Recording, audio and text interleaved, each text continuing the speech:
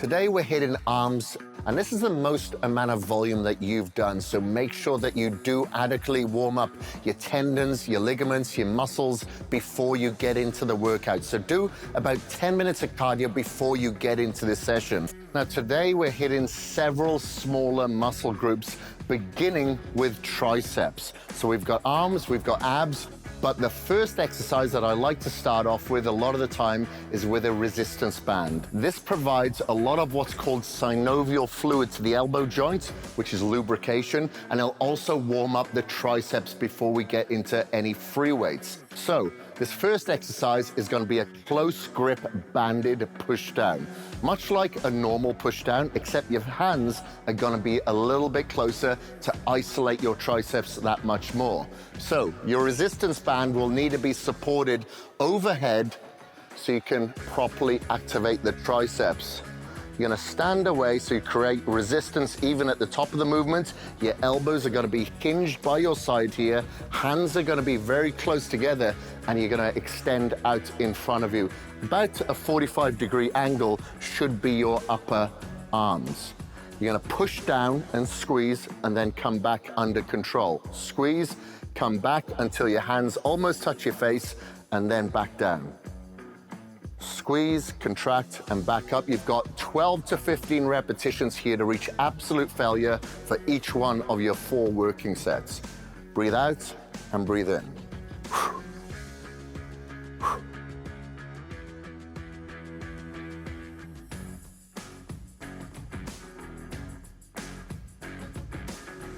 So now we've warmed up the elbow joint and the triceps, we can move on to our free weights. The exercise that we're going to perform is the dumbbell skull crusher. You can do this on the bench or you can do it on the floor. I'm going to demonstrate this on the floor. The cue is to ensure that you keep your elbows in tight to isolate the triceps and not to bring in any activation of the delts. So you're going to lie down.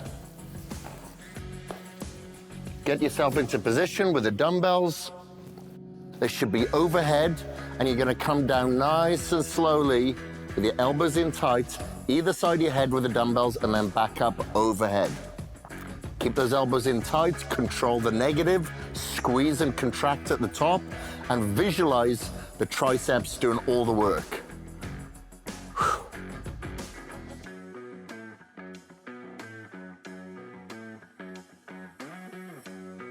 So now we're going to move on to another area of the 3 heads of the tricep.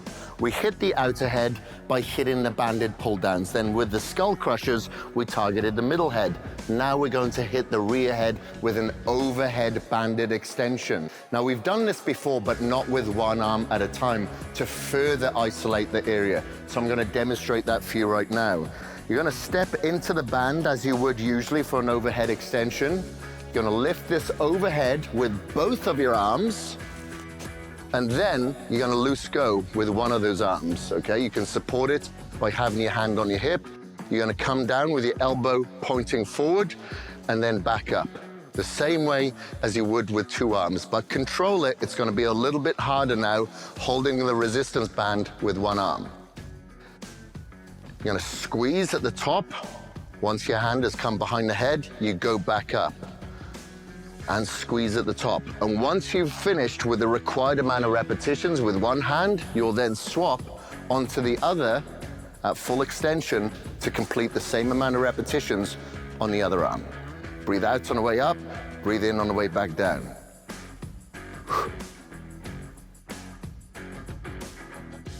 Now we're moving on to the dumbbell bicep curl to target our biceps. So triceps are obliterated now, so let's let them recover. But now we're going to hit the antagonistic muscle group, which is the antagonistic, the opposite to the tricep, being the bicep, okay? So you'll need 2 dumbbells here because you're going to perform them at the same time. Grab hold of your dumbbells with your back straight. Palms facing forward as you come up with both your arms up towards your fronts of the shoulders, and then back down under control. Breathe out on the way up, breathe in on the way back down. So your palms can face your thighs on the way down, but they should be facing up when you get to the top. Breathe out on the way up. Breathe in on the way back down without any swinging through your upper body.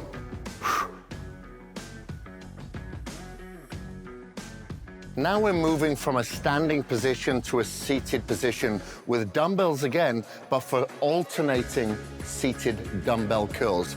Because you're going to be seated, it is going to help disengage any movement from your upper body. So you're going to isolate the biceps that much more. So you may need to go a little lighter, especially because your biceps are fatigued now. So you're going to take a seat, grab hold of the dumbbells, and then you're going to come up one at a time. So again, the palm needs to face up towards the top of the ceiling as you come up, but the palms facing towards your body or towards each other at the bottom. You'll only come up with one side once one has come down. So I've come down with my right side, now it's time to come up with my left. My left has come down, now it's time to come up with my right. I'm going to breathe out on the way up and breathe in on the way down. Breathe out and breathe in. Remember, you've got to count on both sides to count as one rep. So that's one, and that's one.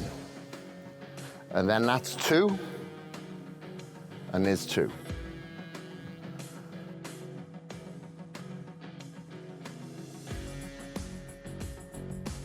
Now we're going to finish off the biceps with a crazy pump with a banded bicep curls. So with your resistance band, you're going to stand on it with both feet, I hope, so you can create plenty of resistance. You're going to hold onto it with an underhand grip about shoulder width distance apart. You're going to keep your elbows hinged to your side, and you're going to come up underneath your chin and then back down under control. Breathe out on the way up. Breathe in on the way down. You have 4 sets here to reach absolute failure at 12 to 15 repetitions. Now, this is a great exercise to really target the full range of motion of your biceps at the front of your arms. So when you're performing this, I want you to think about getting a real good pump in the muscles to finish off the bicep workout here today. So you're gonna squeeze at the top for a second, and then slowly control the negative portion. You're gonna breathe out on the way up, breathe out, and then breathe in on the way back down with no swinging from your upper body and keeping your torso tight and your abs activated.